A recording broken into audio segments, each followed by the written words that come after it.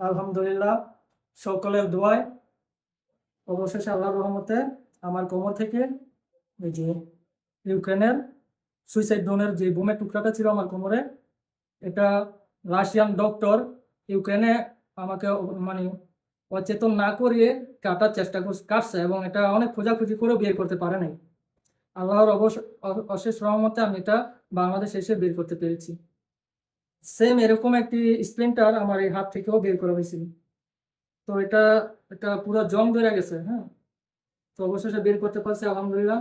তো যারা যুদ্ধে যেতে চান তারা আসলে বাস্তবতা বোঝেন না, তারা আবেগে বলে ফেলেন ভাই আমি যুদ্ধে যেতে চাই, আমাকে হেল্প করেন। আসলে ওইখানে যারা যায় তারা ওইখানে ভয়াবহতা বোঝেন। তো এই ধরনের চিন্তা আপনারা কখনো করবেন না। এটা যদি করেন বা এই সব ধরনের সিদ্ধান্ত যদি নেন, এটা হবে আপনার জীবনের সবচেয়ে বড় ভুল সিদ্ধান্ত। আমি যুদ্ধ থেকে আসার পরে এবং যুদ্ধে ঢুকার পরে এখন পর্যন্ত একটা লোককেও কেউ প্রমাণ দিতে পারবে না যে তাকে আমি কোনোভাবে হেল্প করছি যুদ্ধে ঢুকার জন্য। তো আমি আগেও করি না, এখনো করি না, এবং এই বিষয়ে আমাকে কেউ মেসেজ করবেন না। আমি কাউকেই যুদ্ধে ঢুকানোর জন্য কোনো রকম সাহায্য করব না। তো সবাই দোয়া করবেন আমার এটা যেন মানে আল্লাহর রহমতে ভালোভাবে সেরে যায়, শুকায় যায়। তো আমি আলহামদুলিল্লাহ আল্লাহর কাছে লাখ কোটি শুকরিয়া যে আমার এটা খুঁজে বের করতে পারছে খুব কম সময়ের মধ্যেই বাংলাদেশি ডক্টর। তার প্রতিও আমি কৃতজ্ঞ। তো সবাই দোয়া করবেন।